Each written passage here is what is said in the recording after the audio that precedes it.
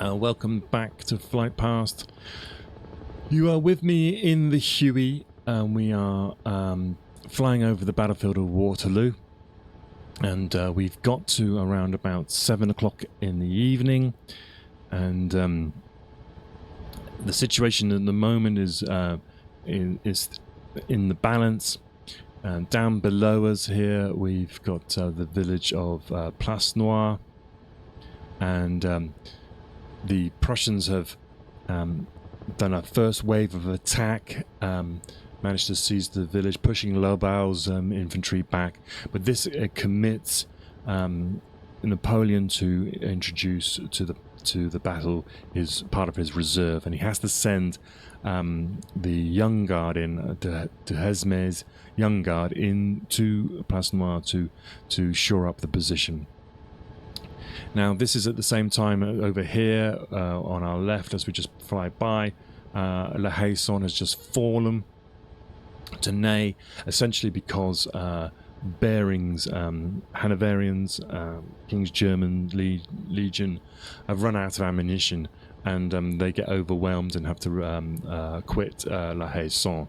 So there's a sort of situation here where the crisis is literally upon us. At this point, then, the Prussians begin a second assault on the village of Plancenoit, and this is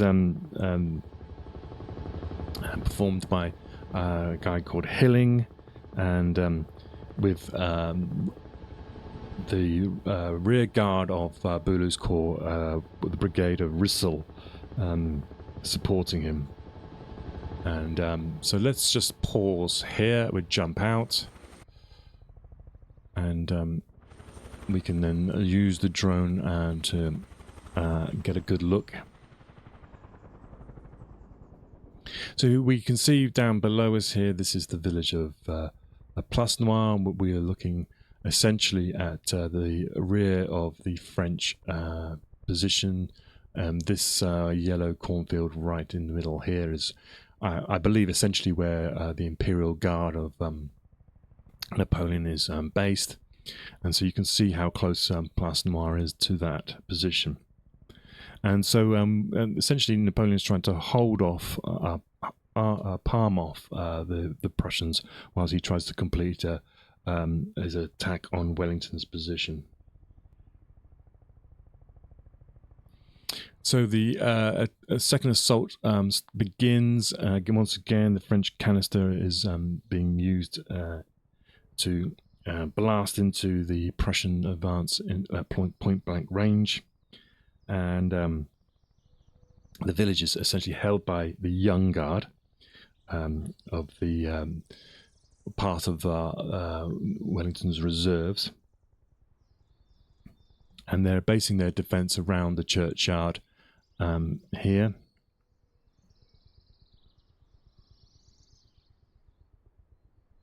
And Rissel's brigade manages to press in and force these young guards back and out of the church area.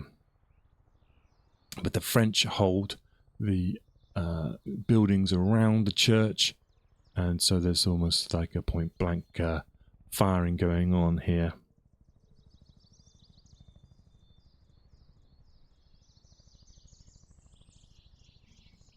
And at this point as well, the Rissel's troops managed to seize some of the French artillery pieces, and they take a number of prisoners.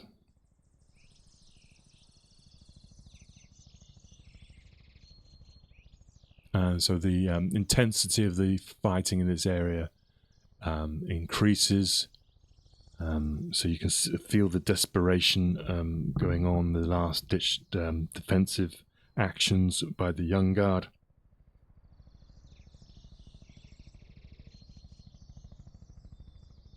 But the young guard is eventually forced back.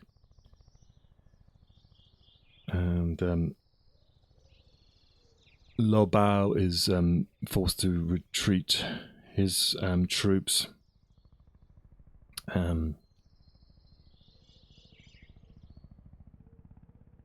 he doesn't want to expose his flank. And the time now is around about 7:15 in the evening.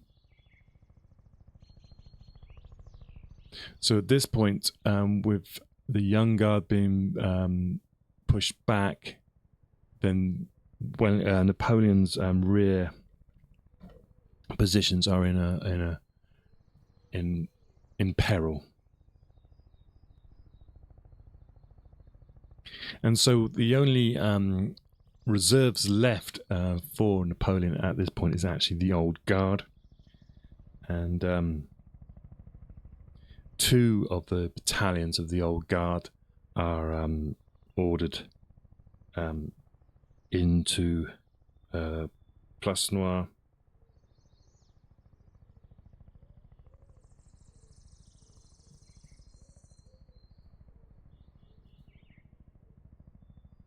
And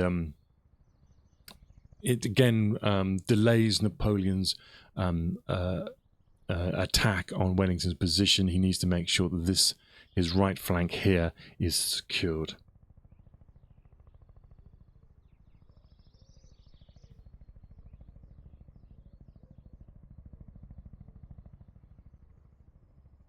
At around this point as well, De Hesme, who was the commander of the young guard, is wounded, and he's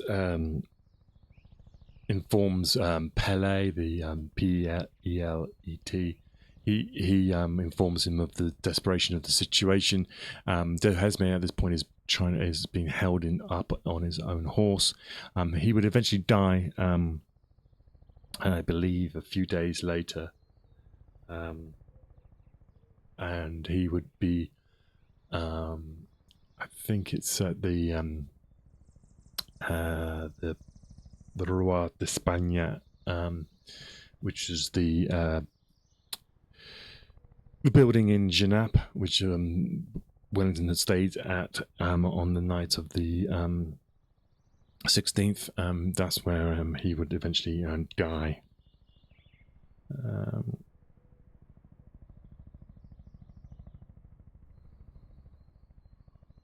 So this point as well, so the village of Plancenoit here is now completely in Prussian hands.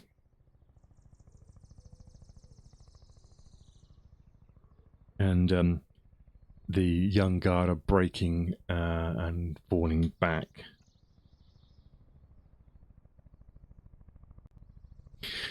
But when the young guard are pulling back in this situation, they are falling into the old guard. They're falling into these very experienced troops, the Grand Chasseurs, and they manage to stabilize the situation.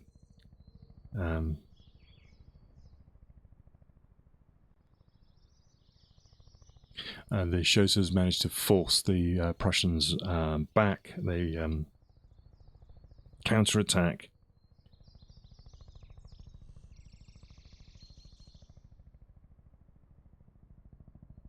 And this is when some of the most serious hand-to-hand fighting occurs. The range is really close. No time to reload, and so it's all done with the bayonet and the butt, as they say. And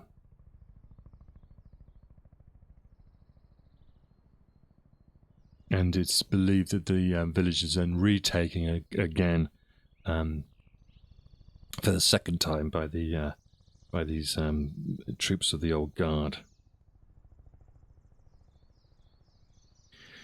So this allows then the sort of a slight lull in the battle. This allows essentially Napoleon to conduct his last effort to send forward troops to try to break Wellington's line.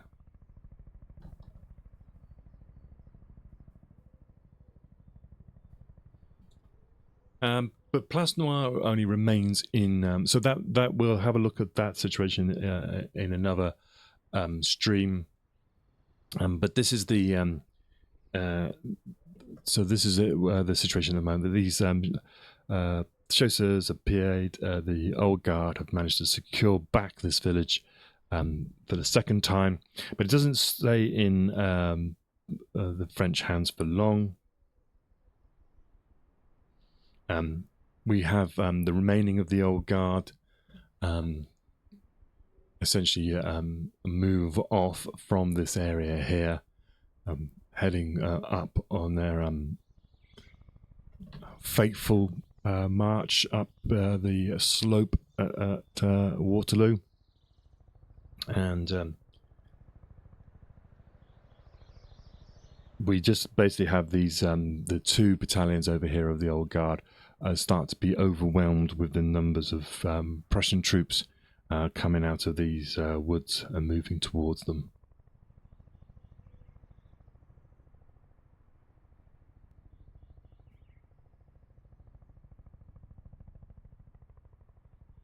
And we get at this time as well, not only Bulu's corps fighting here, but Perch's corps is arriving, and they're moving in as well.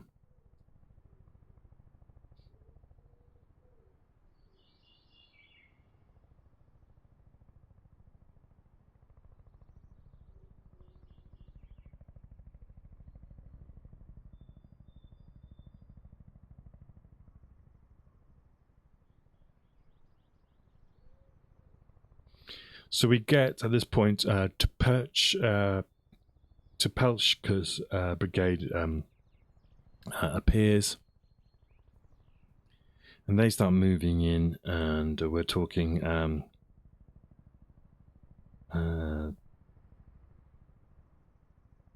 they move in on 3 lines. It's described as one consisting of 3 battalions. They moved from the north, essentially coming in from this angle, probably from here, drawn in towards the spire of the church.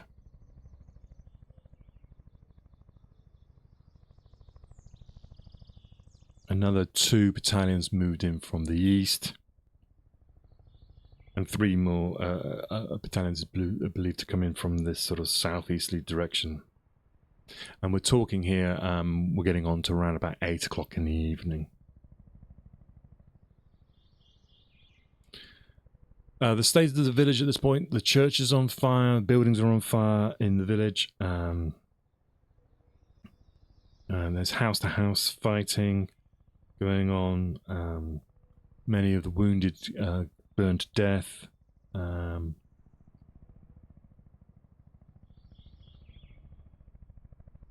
We have this is known as the Lasne Defile coming up here, and so we have another Hillier's brigade, I believe, working up this area here, coming in from to this sort of almost the south of the French position.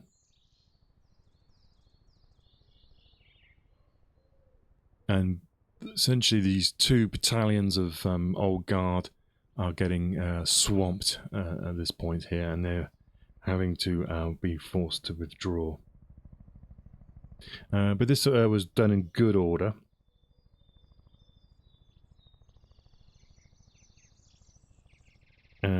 With the grenadiers moving back first, covered by the chasseurs. But they do have to leave their heavy equipment behind, artillery and ammunition. And so there's a definite, presumably around about the same time as the old guard recall over here on the ridge there. You're getting them being sort of forced back over here at the same time.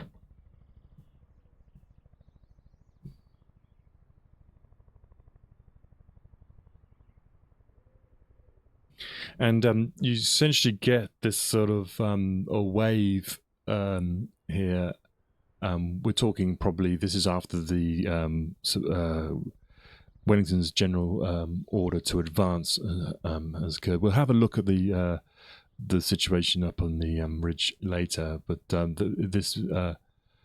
in this section here, the Old Guard have moved back in good order, but the Prussians are pushing up into this area here now and getting to the road, the Genappe road.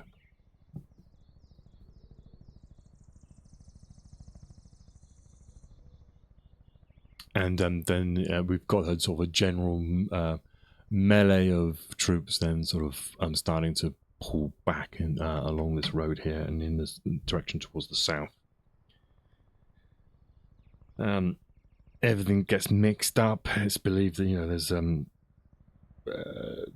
there's a whole sort of mixture of troops and chaos going on. And around about 8:30 then we could probably describe the battle as being essentially over.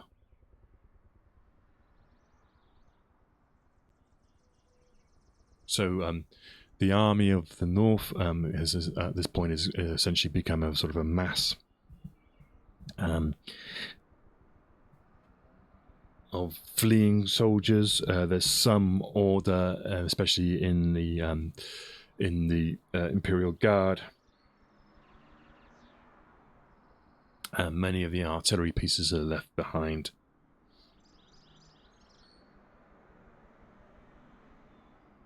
And there's 2 battalions of the Old Guard essentially are kept back.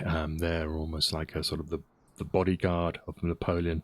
They were described as being around the Belle Alliance. And this is where they were described as forming square.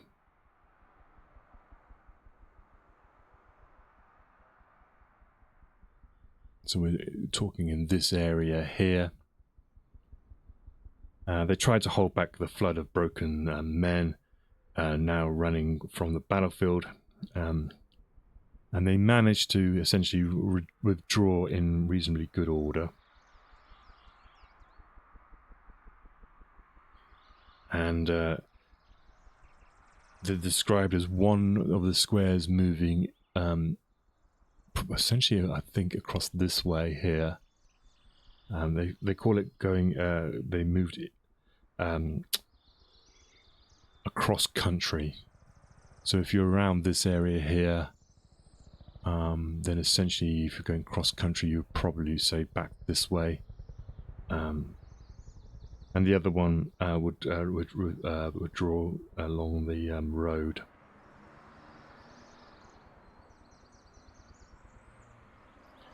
Towards Rossomme, which is back here.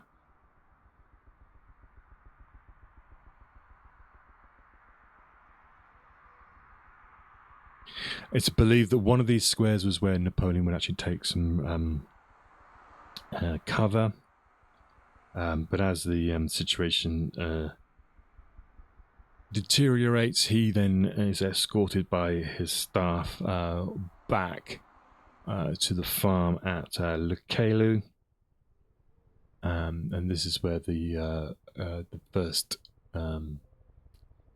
chasseurs are left, and that is here.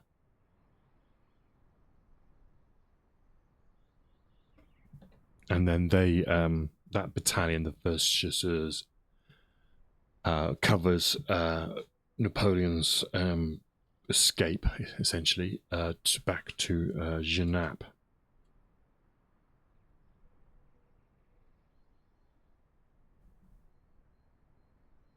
Much of the pursuit of the French stopped after this, after they quit the battlefield.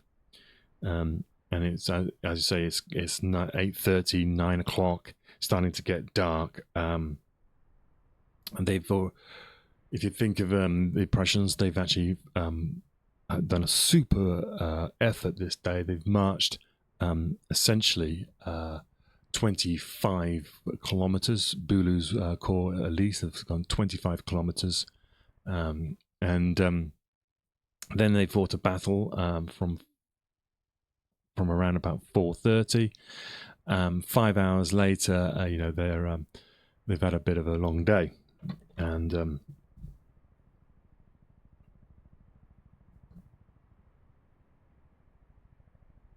so the actual attack or pursuit of the French is made essentially by some cavalry elements of the Prussians.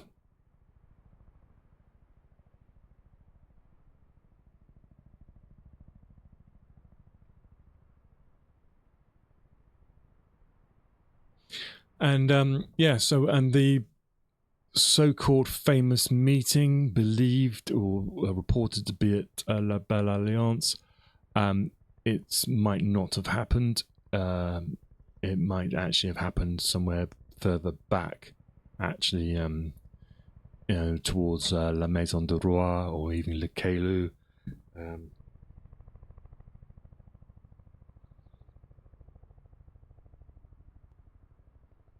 So essentially, why did the Prussians win here? It was basically down to numbers, and the sheer weight of numbers. Eventually, you've got almost 2 corps of Prussians arriving on the battlefield in this area. You got Perche and Boulou to begin with, and then Perche followed. So 3, 4, 5 brigades arriving here. So eventually, it's just the weight of numbers forces back the reserve, essentially, of the French. Even though we're talking top quality troops, young guard, elements of the old guard, the sheer numbers forces them back. So in terms of numbers, then let's talk numbers. It's believed the Prussians lost around about 6,000 men in this struggle for this part of the battlefield in this village here, and the French essentially lost around about 4,000 troops. Most of the fighting was street fighting. Wasn't really once it got into the village, then it wasn't really possible to do formation, so there's a lot of hand-to-hand fighting. There was a lot of close hand canister fire, so you can just imagine the conditions in this sort of narrow streets of a village.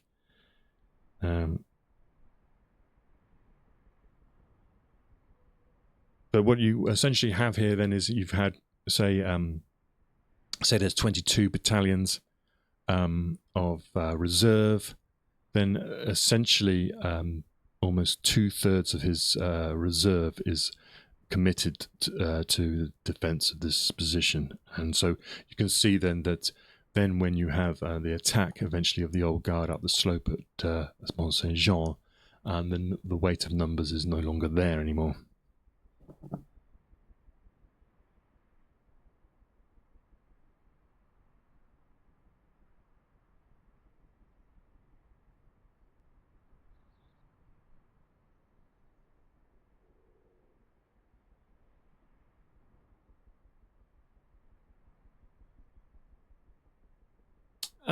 Right. I think then we shall take a quick break there. So we've got to around about 9 o'clock on the evening of Waterloo, and we've seen then the impact that the Prussians have made on this on the battlefield. And when we come back, we'll start discussing the events on the ridge at Mont Saint-Jean. We'll look at what happened there, and then we can join the two sort of stories up in this area later. So I will leave that there for you for now, and I'll take a quick break, and when I come back we'll continue the story of Waterloo.